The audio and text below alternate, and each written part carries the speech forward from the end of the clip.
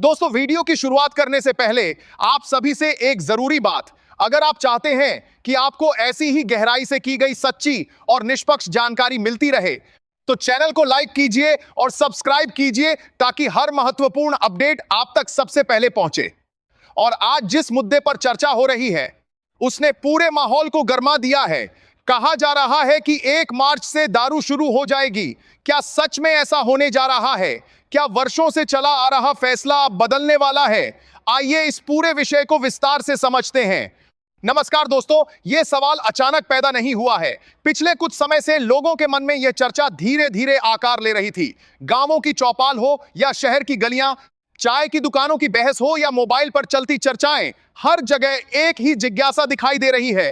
अगर कभी शराब को समाज के लिए हानिकारक बताकर पूरी तरह रोका गया था, तो अब उसे दोबारा शुरू करने की बात क्यों उठ रही है? इस पूरे विषय को समझने के लिए हमें भावनाओं से ऊपर उठकर व्यवस्था को समझना होगा। हमारे देश में कई नीतियां राज्यों के अधिकार क्षेत्र में आती हैं। शराब नीति भी उन्हीं में से एक है। इसका मतलब साफ है, किसी राज्य में शराब की बिक्री होगी, इस पर अंतिम फैसला राज्य सरकार ही लेती है। परिस्थितियां, सामाजिक दबाव, आर्थिक स्थिति और प्रशासनिक चुनौतियां, इन सबको ध्यान में रखकर निर्णय लिया जाता है।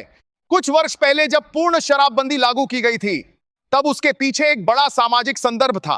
कई परिवारों की आर्थिक स्थिति शराब के कारण बिगड़ रही थी। मजदूरी और नौकरी से आने वाली कमाई का बड़ा हिस्सा नशे में खर्च हो जाता था। घरों में तनाव, झगड़े और हिंसा की घटनाएं सामने आ रही थीं। विशेष रूप से महिलाओं ने खुलकर अपनी पीड़ा व्यक्त की थी। उस समय यह फैसला सामाजिक सुधार के रूप में देखा गया। शराबबंदी के बाद कुछ सकारात्मक परिणामों की बातें सामने आईं। कई परिवारों ने कहा कि घर में बचत बढ़ी है। कुछ इलाकों में शांति का माहौल बेहतर हुआ। बच्चों की पढ़ाई और घरेलू खर्च पर ध्यान बढ़ा। लेकिन हर नीति की अपनी चुनौतियां भी होती हैं। अवैध शराब का कारोबार बढ़ने लगा। सीमावर्ती इलाकों में तस्करी के मामले सामने आए। कुछ दर्दनाक घटनाओं ने नीति की मजबूती पर सवाल खड़े कर दिए। अब जब यह चर्चा है कि 1 मार्च से शराब फिर शुरू हो सकती है, तो समाज में अलग अलग तरह की प्रतिक्रियाएं देखी जा रही हैं। कुछ लोग इसे आर्थिक दृष्टिकोण से देख रहे हैं। शराब से सरकार को राजस्व मिलता है, जिससे विकास योजनाएं चलती हैं। अगर बिक्री दोबारा शुरू होती है, तो सरकार की आय में वृद्धि हो सकती है। वहीं दूसरी ओर समाज का एक वर्ग इस संभावना को लेकर चिंतित है कि कहीं पुराने हालात फिर न लौट आएं। यह समझना जरूरी है कि किसी भी नीति का उद्देश्य संतुलन बनाना होता है। अगर शराब शुरू होती है, तो क्या उसके साथ सख्त नियम लागू होंगे? क्या बिक्री का समय सीमित होगा? क्या लाइसेंस प्रणाली मजबूत होगी? क्या नशा मुक्ति केंद्रों को और सशक्त बनाया जाएगा? ये सभी प्रश्न बेहद महत्वपूर्ण हैं। विशेषज्ञ मानते हैं कि सिर्फ प्रतिबंध या अनुमति ही समाधान नहीं है।